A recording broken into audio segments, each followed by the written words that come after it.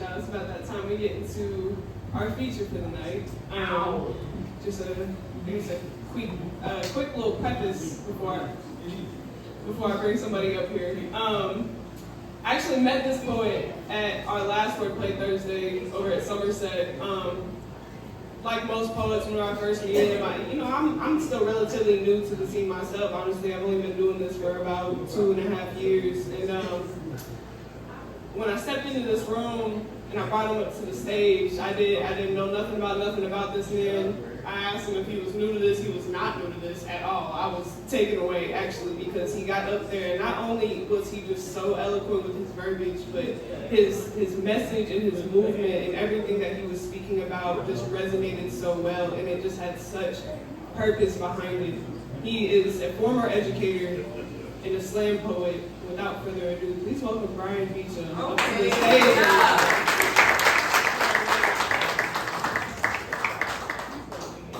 This is the tallest to go. I'm just letting you know right now. That's all I got. You know I don't need. Oh yeah, go ahead. Do your thing.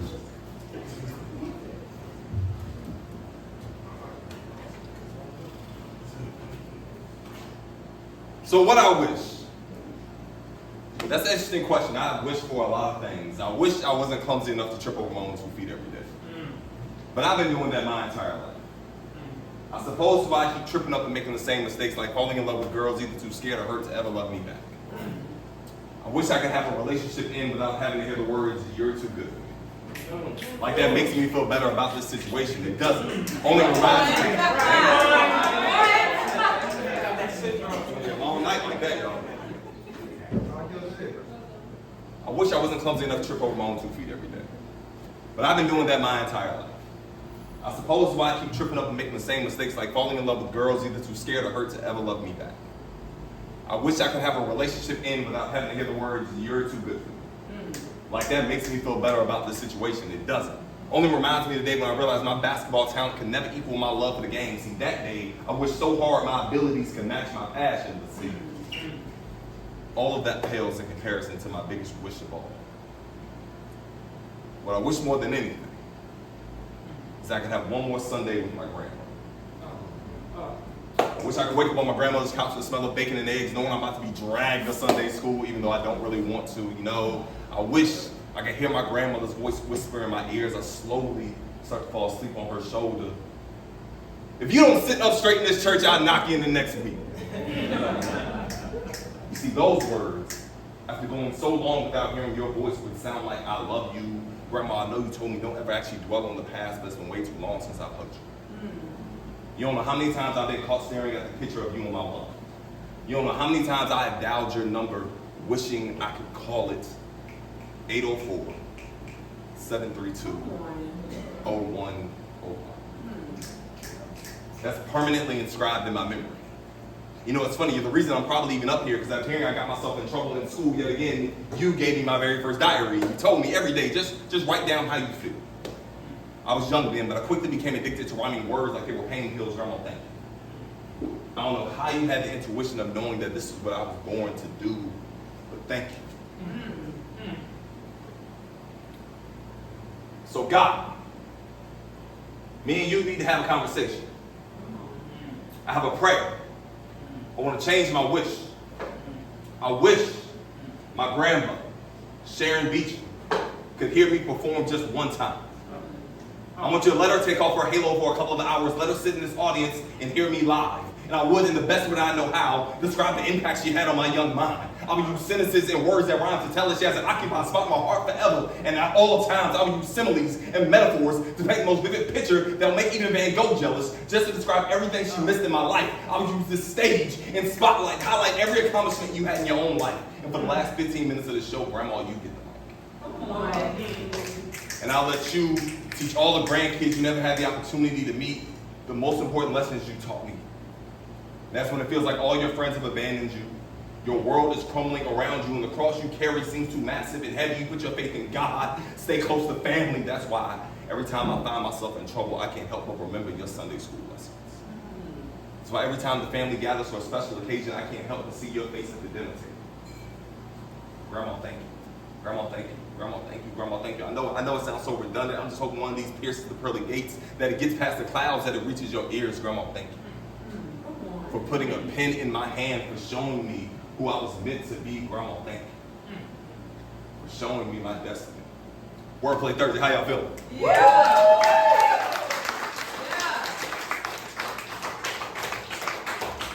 Appreciate it. Man, I'm not gonna be up here long. I don't like to do a lot of talking. Like I said, y'all came here to hear poetry. My mentor told me one thing when I started doing features. I haven't done a lot, but I've done enough. But he told me two things when you start doing features. He said, when you walk up the stage, the people should feel entertained. They should feel like they know you. Like, that's how I've always approached every feature down there. So I'm gonna be doing these poems back. Hopefully, like I said, I pride myself on being a storyteller. So hopefully y'all can learn a little bit about me. I'm gonna do some new shit while I'm up here. So see if that entertains you for a little bit. We're gonna kind of go from there. Say word. Word. Yeah.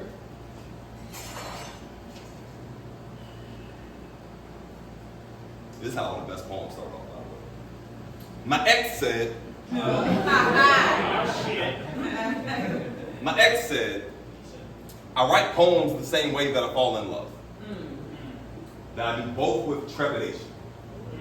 As if I'm only ever willing to show the parts in me that I deem worthy. And well, she was right. I have a hard time giving all of myself to anything or anyone. You ask 10 of my friends their opinions of me, you probably get around, 20 different answers. She wanted to know why I couldn't give all of myself to her, but I didn't have an answer. How do you tell a woman you love that she might have fell in love with a mirage? That you can't give her your heart because honestly, you don't even know what you're handing. Understand, I've spent much of my life trying to contort myself into what everyone needs me to be. My family needs me to be the oldest grandchild, the role model, protect the name they sworn to cherish. My friends need me to be calm and stable, level-headed, a voice of reason, because really, what good is another emotional-ass poet in a room full of emotional-ass poets? My students need me to be calm, caring, always giving. And my exes always need me to be more than what I can provide. What I mean is, they want me to be their everything. Not realizing most days I get out of bed not being enough for myself. I was 26 when I realized my depression is nothing more than a boxer who's a great jab works. Not powerful enough to throw a knockout, but always hitting me with the same 1-2 combos of doubts and fears that have tormented me since childhood. But I almost wish for those days again. Back when my self-esteem was built on this whole idea of not fitting in. Now, it comes from the realization that I'm the buoy holding everyone afloat, but wondering why nobody cares that I'm the one on the bottom drowning. So there are days I wake up and my first steps, they sink. I've gone to bed gasping. I dream of the day I finally ask everyone, what do you need? And they respond, for you to get better. But do you know how exhausting it is to get better when everyone just expects you to be better? Do you know how tired you will feel waking up with the expectations of so many on your back? You know how insane you can sound trying to piece together your own identity after you've given away all the puzzle pieces. You know. I just want the people I love to know. Rocks will weather away. Foundations are not always stable. And so often I am a man-made disaster away from crumbling. And that's why it didn't work out between us. I couldn't be the Atlas holding up your world without destroying mine in the process. And I am so sorry. Come on. But I hope that this is the first step in me learning to love myself correctly. Say word. Word.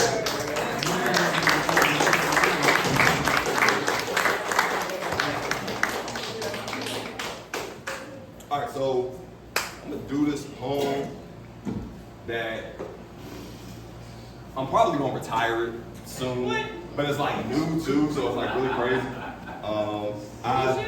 It's new-ish shit, like brand new, but it's new-ish shit. But like, I love the poem. I hope y'all love it too. But it's like the performance of it is it's a little weird for me. Like, it's a concept I've had in my head for years. I've been working on it. There's a couple people in here who know what Soul Pride is. Soul Pride is the biggest national poetry competition in the country at this point in time. So my very first Southern Pride was 2015. That was my first time going, competing, seeing the best poets in the country go at it. And I've been working on this poem since then. So, yeah, I love the poem itself, but the performance of it is a little weird. So I'm gonna try something new with it tonight. We'll see how it goes, brothers. And Yeah, anyway.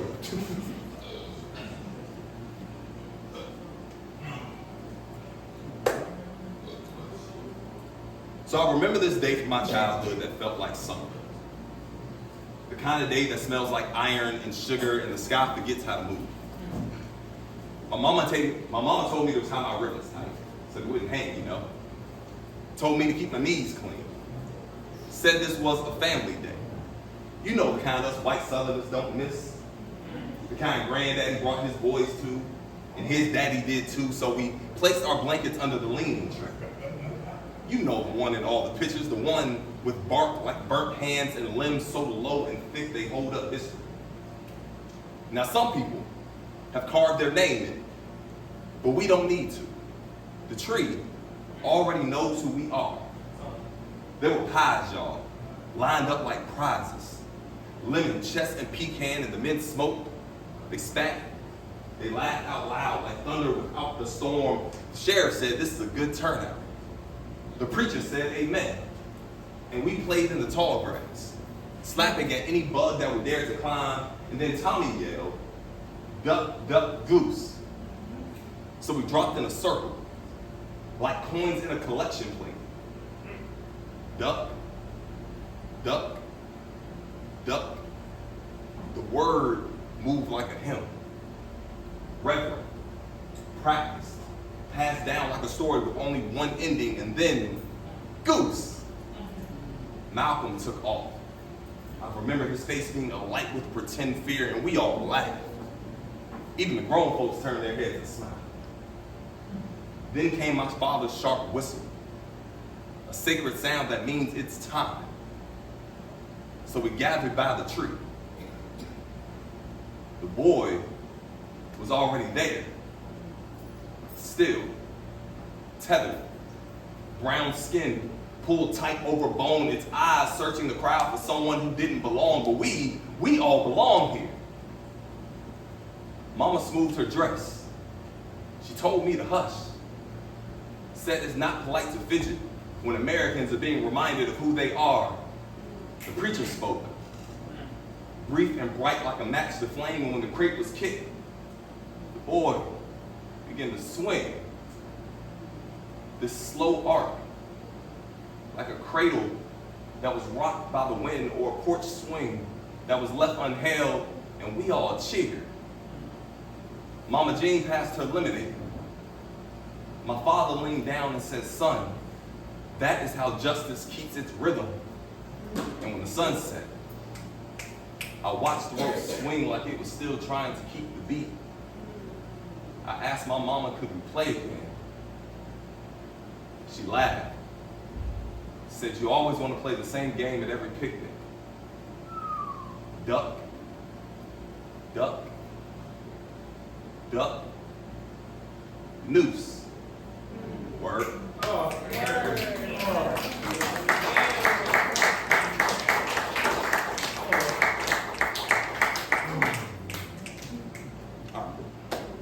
I don't be knowing what I'm doing until I really get up here and I kind of feel the energy for the crowd.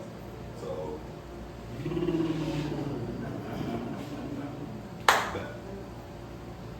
y'all good? Yeah. Everybody got real quiet. I didn't know if I ruined the mood or not. Sure? All right. So the first memory of my father was a gargoyle sitting in the front seat. My girlfriend knows every poem. It's crazy. Very, she should, yeah. The first memory of my father was the gargoyle sitting in the front seat of my mom's car. Picking me up from school after doing something stupid like a lot of 5-year-olds do, my father proceeded to give me the whooping of a lifetime. I ain't talking about no spanking. I'm talking about an ass whooping. One of those pick your switch type whoopings. One of those James the Father from Good Times type whoopings. You know that whooping in your childhood that rewired your whole brain to associate pain with stupidity? That one. Now my dad says I'm exaggerating. But when a 6'4", 200-pound man claiming to be your father decides the proper greeting is to make sure you fear the day that he comes back, it tends to leave an impression. To this day, my father doesn't understand why he's the only man that I kind of feel. Why I still brace the impact every time he died. where I almost square up every time he comes in for a hug. Between the ages of 5 and 13, the proper greeting was always a right jab to the chest that was always meant in jest with me. If I was a gargoyle, those hands are seismic. They crack the foundation of any relationship that is not stable. I was 18 the first time I lived with my father. We now look each other eye to eye, and I'm no longer scared, but I'm always conscious of the beast that lies dormant. You know, it only takes 5 months for the facade of our relationship to give way. After 5 therapy sessions, my father proceeds to badger. Wants me to answer the questions he probably should have been around to ask me about 10 years ago. Wants to know why we aren't close. Wants to know why we don't talk. Wants to know why do my uncles get more love and respect than he does. Wants to know why do I call my mother every time I have a problem in his house. Like anything put under too much pressure, I snap. I say the words that forever fracture our fragile relationship. I say, I don't really know you. Man, come on. Oh. The look on his face is priceless. Do you have any idea how powerful it is to yell at a mountain and it moves? How amazing it is to punch an immovable object and see it shatter. I held on to that moment for so long. Not happy, but content that I had stared down the beast and did not flinch.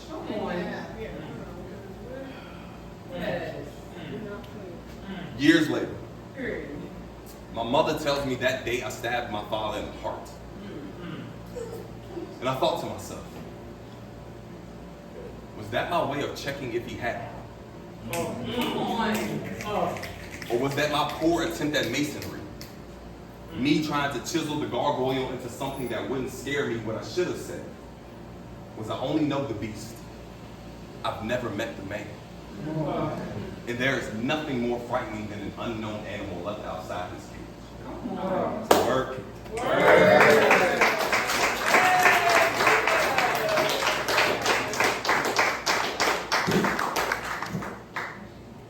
New shit. New shit. You can smell it.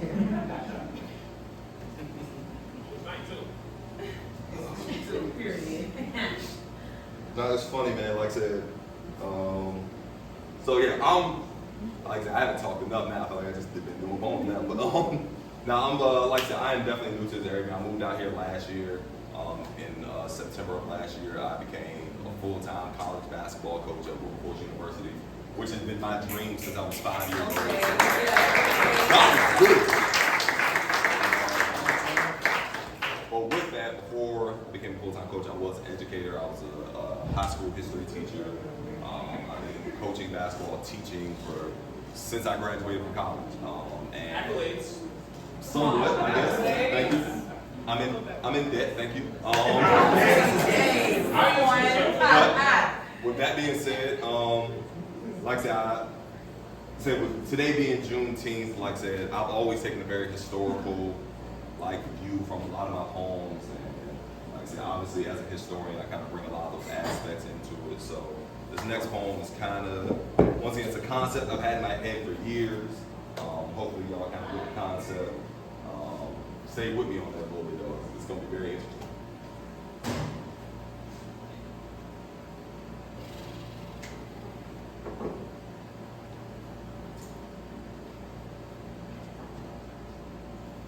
Ladies and gentlemen, patriots and profiteers, history buffs, hunters of herds, welcome. Tonight for you at WordPlay Thursdays, we have for you a collection of treasures. Not gold or diamonds, but relics of the Republic. The first item is, well, a 20. But this is no ordinary bill. It's a counterfeit. It's not enough to buy a man a meal, but it's just enough to cost him his breath. George Floyd carried this in his pocket like faith. Had it folded against his chest when it became the drumbeat for a movement. Let's get the bidding started at $1,000. I think that's a bargain for a bill that's soaked in silence, surrounded by needs, going once, twice, sold. Now, the next item is a cell phone, but it's the last witness. A mirror with a memory. Sandra Bland's film Fear. Don't you want to own that moment? You can almost hear the seatbelt click. You can almost smell that smog of what did I do wrong. Let's say $2,000 for a black woman's gaze that was too steady for America to stomach. Going once, twice, sold. Now, the moment you've all been waiting for. The crown jewel. The conversation starter. The headline maker. One, Kel-Tec PF9 semi-automatic, fully American. This gun doesn't shoot, it decides. It ended a neighborhood dispute before the boy could even say, I live here. It comes preloaded with a fear of black skin and stand your ground. Comes fully endorsed by a hung jury. Skittles are not included, but you can smell the Arizona tea if you breathe in. Slow, the hoodie was lost evidence. The boy was lost everything. Let's see 10,000. You are here 12, 13, 14, 15. This is going to move fast, people. A young buck's life is a rare find. Price beyond the imagination. You are here 40, 50, 60 going once, 75 going twice, 80,000. It's a small price to pay for collective amnesia, don't y'all think? 100, 110, 120, 130, 140, $150,000, don't y'all love how the auction block always keeps up with inflation? 170, 180, 190, $200,000. This isn't a sale, people. This is a bidding war for denial. A fight for how much grief we're willing to stomach. 210, 220, 230, 240, $250,000 sold to the gentleman in the red hat. A fine addition to your collection of American miracles, display it proudly. The gun that turned a boy into a hashtag, put it on your mantle. Between the Confederate keepsakes and your back the blue bumper sticker, it comes with the original casings, the original headlines. That sweet aroma of he shouldn't have even been here. It comes with no fingerprints and no guilt, just the clean hum of American justice doing what it has always done. The final item today, ladies and gentlemen, it comes from Tulsa's silent fire auction. A scorched shop sign from Black Wall Street. No museum and no plaque. Only what we could find left buried underneath the ash. Let's get the bidding started at, well, the original owners won't be needing it, $500. Oh, don't all get quiet. Isn't this the best kind of history? Burned down, boxed up, fun to peek at, but not remember. Thank y'all so much, man.